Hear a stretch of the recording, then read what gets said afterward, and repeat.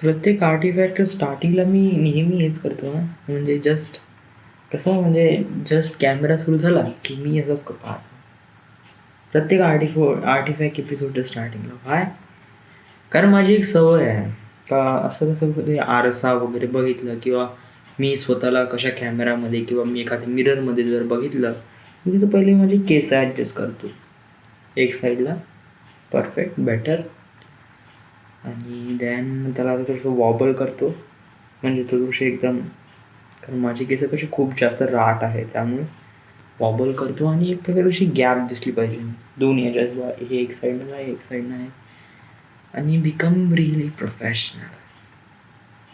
आणि आज मी दाढी पण केली आहे, सो काफी क्लीन दिसून राहिलो मी आज. Weird but clean and a new face. आज सकाळपासून नाही का माझ्या डोक्यामध्ये बहुत अमेझिंग काही अजीब विचार आले. सकाळपासून आपल्या डोक्यामध्ये खूप काही विचार येत असतात. करीब 60,000 थॉट्स पर डे. कॅल्क्युलेशन केलं आहे कुणा सायंटिस्टनी वगैरे, तर त्यांनी असं म्हणलं आहे की आपल्या डोक्यामध्ये करीब 60,000 विचार येत असतात एका दिवशी. आणि artifact episode is about to tell की हे याच्यासाठी आहे आर्टिफॅक्ट एपिसोड की आपल्या मनातले जे विचार आहेत ते रेकॉर्ड करणं. आता मी आर्टिफॅक्ट एपिसोड रेकॉर्ड करतो hardly 10-15 minute, average 10-15 minute, right.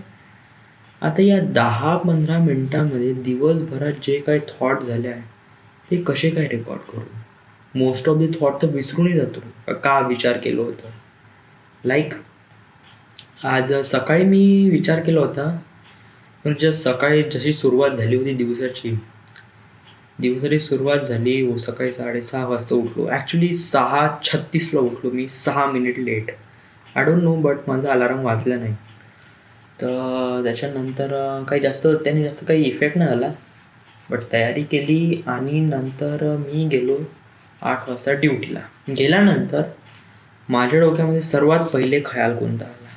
माझ्या डोक्यामध्ये सर्वात पहिले विचार आला की मी ते गाणं वाजवावं. मैंने सैया जिससे ब्रेकअप कर लिया, है दिल है मुश्किल मधलं एक पिक्चरमधलं एक गाणं आहे, ब्रेकअप सॉन्ग.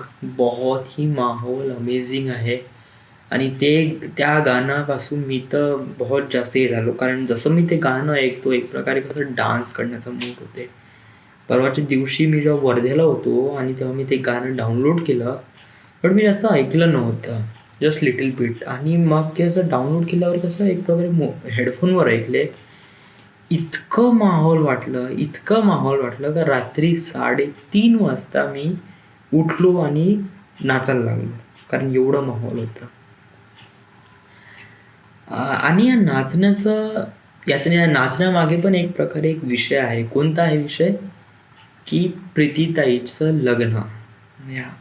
प्रीतीताईचं लग्न जमलं आहे, करीब 15 फरवरीला लग्न आहे. आणि मी काफी एक्सायटेड आहे, बहुत जास्त. म्हणजे कसं आपण लहान असताना पण एक्सायटेड होतो जस्ट लाईक मामाच्या लग्नात, बट ते एक्साइटमेंट वेगळं, कारण ते लहानपणी कशी एक्साइटमेंट होती का मामाजवळ राहीन मी आणि सगळेजण गॅदर होईन ऑल दॅट. बट आता कसं सगळेजण यंग झाले आहे. आता सगळेजण कझन्स वगैरे सगळे यंग आहे. आता पहा, कझन्समध्ये कोण आहे? सोनूताई, बिट्टू, मी, सोनू, निकू, निहाल, त्याच्यानंतर अजून कोण आहे? त्याच्यानंतर प्रगती आहे, आणि अजून खूप काय, अजून माझे फ्रेंड्स वगैरे. तर आम्ही नाही का या लग्नामध्ये कसं आहे, ॲज अ यंग आहे एक प्रकारे, सगळेजण यंग आहे, तर आम्ही बहुत मजा करणार आहे. दारू राहीन, DJ राहीन, मटन राहीन, इट्स सो मच अमेझिंग. आणि सगळ्यांना कॉम्बिनेशन करून मी ज्याप्रमाणे असं डिस्क्राईब केलं, जसं मी ते गाणी ऐकल्याबरोबर असं ते जसं ब्रेकअप सॉंगचं गाणं वाजवीन सगळेजण नाचन धन धन धन धन. It's so great, so awesome, so amazing. सगळेजण DJ नाही, बट कसं स्वतःच्या होम थिएटरवर आम्ही गाणे वाजवू, कारण DJचा प्रॉब्लेम काय आहे का 10-10:30 पर्यंत तो वाजवून तो घरी चालला जाईल. मग देन काय, खरा प्रोग्राम 10:30 नंतरच होते.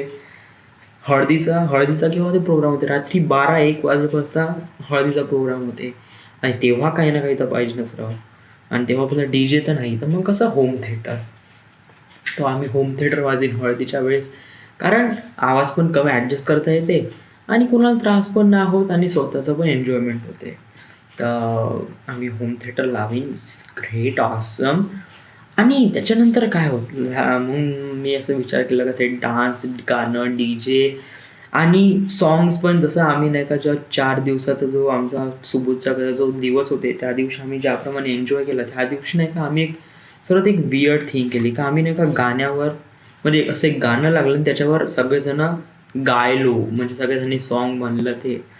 आणि साध्या गाणं म्हणण्यामध्ये आम्हाला एवढी मजा आली, कारण त्यात एक जण गाणं म्हणत होतं, सगळेच जण गाणे म्हणत होते, सगळेच जण एकच गाणं म्हणत होतं. It's so amazing, so awesome.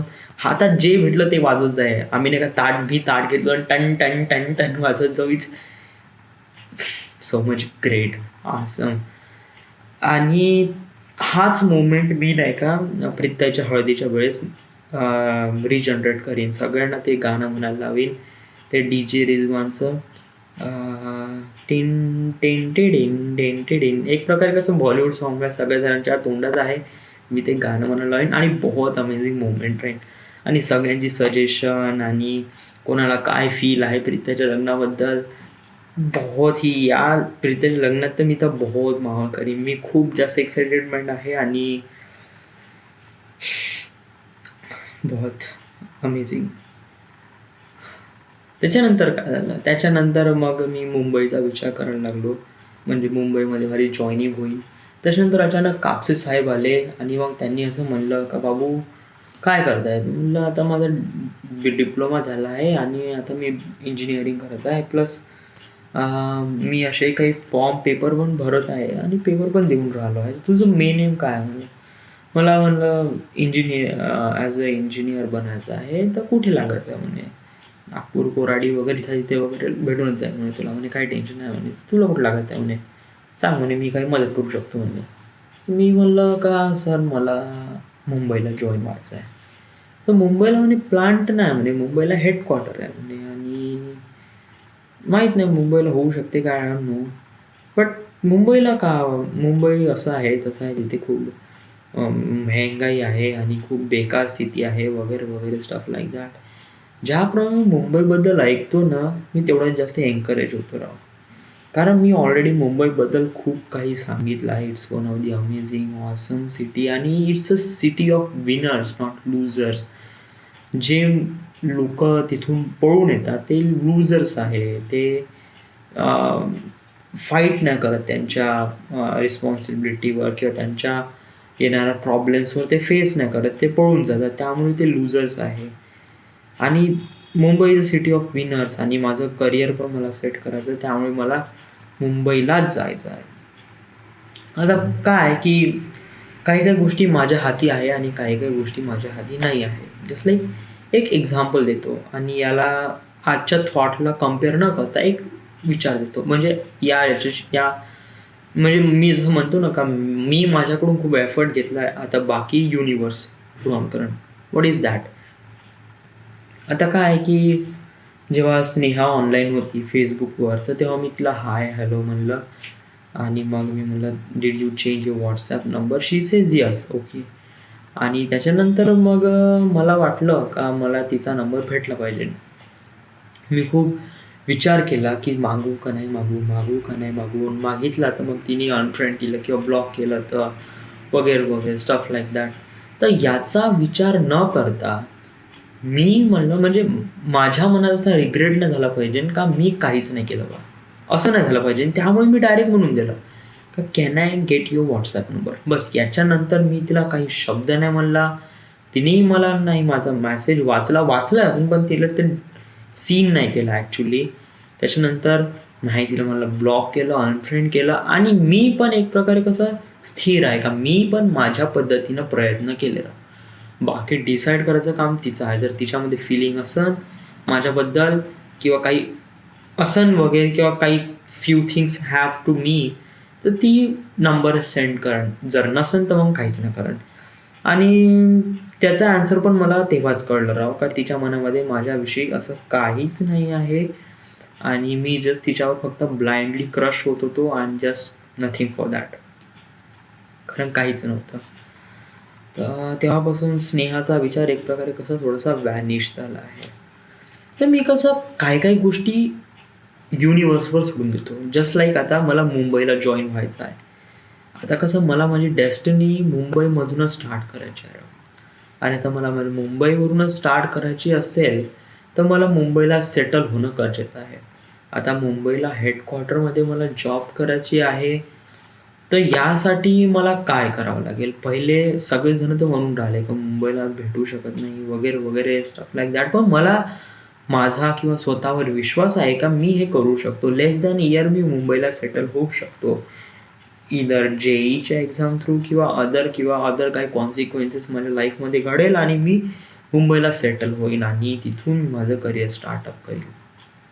कारण मला ज्याप्रमाणे माझ्या लाईफमध्ये युनिवर्स मॅजिक करून राहिला आहे आणि मी एक्सपेक्ट करतो की पुढे पण असेच मॅजिक माझ्या लाईफमध्ये होणार. So this is it. मी माझा एफर्ट तर पूर्ण देईन प्रत्येक गोष्टीसाठी, कारण मी एक हार्ड वर्कर आहे. बट रिझल्टसाठी मी माझ्याकडून पूर्ण प्रेफर देईन. बट जो काही रिझल्ट राहील तो मी ॲक्सेप्ट करीन. That is it. ठीक आहे. त्याच्यानंतर काय झालं, दुपारी काय नाही जेवण केलं आणि त्याच्यानंतर मग मी ड्युटीवर गेलो आणि मग कसं जेवण केल्यानंतर खूप आळस आला तर त्यानुसार झोपलो. त्याच्यानंतर मी पिक्चर बघितला क्लाउडी विथ मीटबॉल्स 1. थोडासा पिक्चर पाहिला 4:30पर्यंत. नंतर घरी आलो. आजची तारीख आहे 6 डिसेंबर आणि ॲक्च्युली मला 6 डिसेंबरची तारीख मला घरी आल्यावर माहीत पडली का आज काय झालं. आज डॉक्टर बाबासाहेब आंबेडकरांचा महापरिनिर्वाह दिन आहे. म्हणजे या दिवशी ते मेले होते. तर एक शोक दिवस म्हणून आज मनवला जातो. मला याच्याबद्दल काही कल्पना, काही आयडिया नव्हती. जसं मी नेट ऑन केलं, वायफाय ऑन केला आणि व्हॉट्सअपवर बघतो तर सगळ्यांचे ते मेसेज वगैरे वगैरे, गौतम बुद्ध आणि आंबेडकर वगैरे वगैरे स्टफ लाईक दॅट. आणि देन काय झालं की मग मी असंच ब्राउज करता करता गाडी आली. तो पाहतो अदिती. अरे अदिती एकदम अचानक कशी काय आली. आणि मग अदिती म्हणे की घरचे सगळेच जण आले आहे म्हणे आणि इवन आत्याचा मोबाईल पण हरवला आहे म्हणे. All this kind of stuff. मी एक प्रकारे कसं हे नव्हतं, प्रिपेअर्ड नव्हतो का सगळेजण येईल म्हणून. बट सगळेजण आले. ॲक्च्युली इथे कॅन्डल लाईट मार्च होता, कॅन्डल मार्च रॅली होती. तर इथे सगळेजण आले होते. आत्या, मामाजी, अदिती, पलक वगैरे वगैरे. तर आत्याचा मोबाईल हरवला त्यामुळे आत्या तर कधी मग आत्याचं मूडच नाही झालं पुढे जायचं. बट मी, मामाजी आणि पलक तिघंजणं गेलो कॅन्डल मार्चमध्ये. आज मी फर्स्ट टाईम लाईफमध्ये कॅन्डल मार्च केला जो की मी कधीच केला नव्हता. आणि देन नंतर काहीच नाही. नंतर घरी आलो आणि मामाजीने ऑलरेडी ते डोसे वगैरे आणले होते 4 जणांसाठी. बट कोणीच नाही खाल्ले. अदितीने खाल्ला एक आणि रेस्ट ऑफ दी मीच खायला लागले पूर्ण 3च्या 3. त्यासाठी मी आज डब्बा कॅन्सल केला. आणि देन मला कळलं राव, करीब 11:30 वाजले ना. आता मला कळलं का राव माझ्यापाशी टाईमच नाही झाला. म्हणजे दिवसभर पूर्ण ड्युटी करून केल्यानंतर त्याला काही टाईमच नाही भेटत राव. म्हणजे त्याला 11:30-12 वाजले का असं वाटते का झोपून जावं. आणि मग झोपून उठलं का सकाळपासून ड्युटी स्टार्ट झाली का मग संध्याकाळी 5 वाजेपर्यंत, म्हणजे 8 ते 5 म्हणजे करीब 8 ते 5 नाही, करीब 6-6:30 ते 5. तर एक प्रकारे कसं कम्प्लिटली 11 घंटे किंवा 10 घंटे होऊन जाते त्याच्यामध्ये चालले जाते. बट आपल्या लाईफला बिकम बेटर बनण्यासाठी आपल्याला काही ना काहीतरी सॅक्रिफाईस करावं लागत आहे. आणि या टाईमला आपल्याला कसं टाईम सॅक्रिफाईस करायचं आहे. कारण मी नाही का प्रॉपरली व्हेरीफाय नाही करून राहिलो आहे की माझ्यापाशी एवढे सारे रिसोर्सेस आहे. माझ्यापाशी वायफाय आहे, लॅपटॉप आहे, बट मी याचा पर्टिक्युलर यूज नाही करून राहिलो. Just like YouTube. किंवा ब्राउझिंग मूवी, पिक्चर पाहणं, मोबाईल छेडणं वगैरे, वगैरे. ज्याप्रमाणे मी वर्धेला होतो, माझ्यापाशी वायफाय होता. मी ज्याप्रमाणे ते काम करत होतो आणि माझ्यापाशी खूप जास्त टाईम होता, त्याप्रमाणे त्याला हे नाही. But things are even much better.